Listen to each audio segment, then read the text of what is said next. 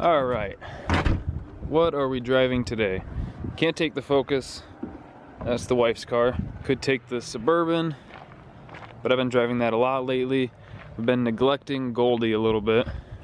You know, there's a lot of you guys that are new to the channel that don't quite know the full collection of trash that I've got, so I'll give a quick little tour on that. Obviously you can see the Focus ST over there. Like I said, that's the wife's car. I don't really drive that too often, aside from when we're doing little family trips. The LS Swap Suburban, just picked that up like 3 weeks ago, I think, something like that. Obviously the reason most of you are here, the 2000 GMC Goldie Hawn. Oh yeah, I the other day slapped a grill back on it. It's from a 2005 truck. It's actually the spare one that came with my dad's truck, but considering it still has the stock bumper on it, it really doesn't look too bad. I might leave it like that. I'd like to find a matching bumper, but for the meantime, that's really not too bad.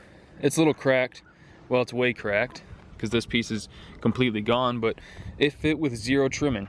So if anybody's thinking about doing something like this in the future, there's plenty of room behind these grills for a 3-inch intercooler. I think I'm probably just gonna steal the emblem off my stock grill and stick on it.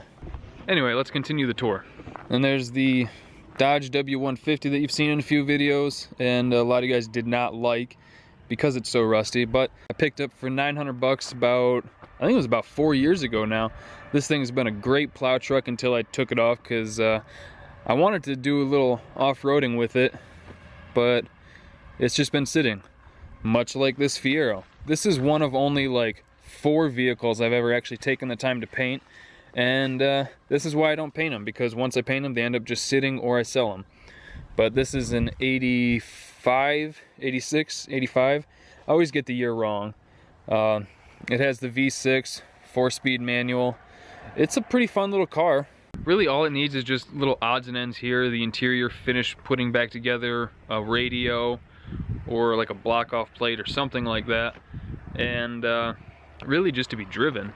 If it had a good battery in it, it would fire up right now, but the battery in it's about 2 years old, and like I said, it's just been sitting, so the last 2 winters weren't good on it. If you go way back, you can actually see a little bit of the progress in it. Picked it up for 500 bucks as a surprise for my wife and put a new clutch in it, painted it, and we've both been so busy right now, and all of my free time pretty much goes into these videos, so it gets neglected, along with this and what you can see back in that little shed a little bit. This one admittedly isn't actually mine, it's my brother-in-law's, but he's stationed overseas right now, so oh, there's something alive in the shed. Oh well. But yeah, like I said, he's stationed overseas right now, so it's parked here, and it initially was sitting over here for a while, but I didn't like the weather getting into the carburetor, and a bag wouldn't stay on it, so I ended up just taking a Sawzall to the front of the shed and made a little garage for it. Now that's another thing, it does run and drive, it just gets neglected a lot. And moving into the basement, you can see my bike, my wife's bike, and the Gixxer that is just for decoration. Oh, and the little mini bike, picked that up for 50 bucks. And then we have James Brown, the 84 RX-7 that currently has a 5.3 and a 4L80 in it, that I will hopefully get to this winter. And then the ever so popular Jack Black. This is an 88 GMC C1500. Right now it has a 355 small, or is it 360? I can never remember. Turbo 400, 410s in the back. This thing it's really been disappointing. That small block should have made around 400 horsepower, but instead it just made cam bearings into metal. So we're gonna pull that out, probably do some sort of LS swap this winter. Just have to figure out the logistics and come up with the money for it. And then if you missed the last video, my dad did a pretty good burnout in this 78 Lincoln. This one's not actually ours, it was given to a neighbor that lives across the street over there. That's not his house. He lives across the street over there. He's actually the guy that owns the crew cab dually that I drove back up from Tennessee. Yeah, that was a pretty fun little video though. He completely smoked out the garage. I didn't show that on camera, but we had to turn on all the fans in there, open up all the windows, and it's still, for like the next couple hours, there was still smoke in there. But this is a pretty good car. It actually runs decently. Anyway, real quick, I want to address this Camaro because so many people have asked about it, seen it in the background of the videos. This is a 78. It's not a Z28 or anything like that. If you look at the tag, it came with the, I think it was a 3.8 V6. But a quick little history of the car. About 4 years ago. Actually, I think it was a little over 4 years ago now. A dude called us up, wanted us to build it for him, and he wanted to take it down to Chicago and he was gonna flip it because he got into it for dirt cheap. So we went, picked it up, did a little bit of work to it, got it running, and that was pretty much it. It still needed drive shaft, a bunch of wiring, stuff like that. He was gonna have someone finish the paint because he wanted to have stripe go up and over the roof there. And then the dude just disappeared for 4 years. So it's just been sitting here. It's not ours, no title. Maybe in another 3 years we'll apply for a lost title because that's how it works in Michigan. Someone said something about a mechanic's lien. I don't know how that works, but the car just looks good from the outside. The underneath is held together with chicken wire and Bondo, which is why he got into it for dirt cheap. From like 30 feet away, it's not a bad car. We had talked about, since there's no title, just making it strictly a race car, like a bracket car or something like that. But that's probably not gonna happen. Parts Fiero. You know what? Actually, I misspoke.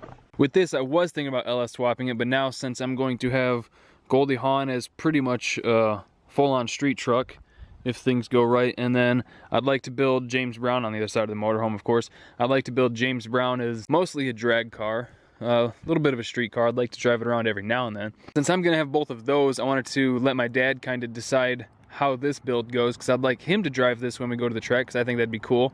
He drives this, I drive either that or James Brown. And he wants to stick with something he's familiar with, which of course would be a carbureted small block. So we're thinking about pulling the motor out of this and tearing it down and completely rebuilding it, start at the block, send it off, get a little bit of machine work done, probably keep it the same displacement, new pistons, if the rotating assembly is good, reuse the crank and rods and stuff like that. But I want to get rid of the domes, get to some flat tops, and then some different heads, different intake, stuff like that. At that point we'll need a different carburetor. A lot of you guys have been giving me shit about the Edelbrock, which I mean, I get. There's a lot more Holley guys than there are Edelbrock guys. I don't care one way or the other as long as it works. So yeah, that's what we're thinking with this. Probably keep it around 11-to-1 so that we can pump gas it comfortably. I know you can get away with pump gas on 12-to-1, but neither of us are that good, so we'll keep it a little bit on the safer side.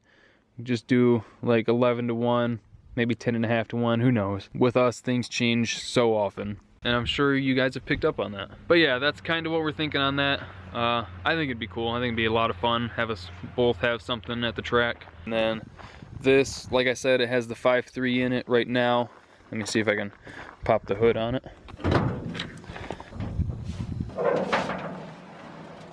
So yeah, aside from new head gaskets, this is a stock 5.3, 862 heads. Obviously, you can kind of tell by the manifolds what I'm wanting to do with this, but this needs a pretty fair amount of work. I picked up that intake from neighbor across the street over there. Like I said, it does have a 4L80 in it. The main thing with this is that it needs a new oil pan, because that's no bueno. And oil pans for these are not cheap. I'd either have to have this one cut and welded up, because I think it's aluminum, or buy, I think Holley sells the shortest one that's not a dry sump. And that's the route that I'm leaning towards, because the other option is get a, I think it's a Turbo 2 RX-7 steering rack sits in front of the cross member, and then I could modify the cross member, fit an F-body pan in there, but that'd probably turn out to be a whole lot more expensive than just getting an oil pan and stuff. Obviously, go through and clean up all the wiring. You know, I've said it before, but this is actually my favorite vehicle. Like, as much as I love Goldie Hawn, there's just something about this car that I really like. Alright, just got back from the garage. Didn't really do anything today. Got over there, obviously showed you around a few of the cars that were there, and then Pops and I got distracted, didn't work on anything, ended up actually like measuring out the attic for insulation and cutting a hole in its ceiling so we could actually get up there and walk around. Not really stuff that translates well to video. Dark, dusty attic. Anyway, figured rather than skip an upload, I'd just post this one anyway and make it mostly about the vehicles that I currently have, because if I made it about all the ones that I have had, that'd be a 40-minute video. But before this video ends, I want to let you guys know, some of you guys already know this if you follow me on Instagram or you saw the post on the community tab, that there's merch available now. If you go to teespring.com/stores/SnyderTron3000, I know it's a mouthful, but there's merch there. There's 5 different shirt and hoodie designs and stickers. There you guys go. A lot of you have been asking for it. Now there's some available. But that's going to do it for today's video. Thank you guys for liking, commenting, and subscribing. And I'll see you next time. Hopefully with better content.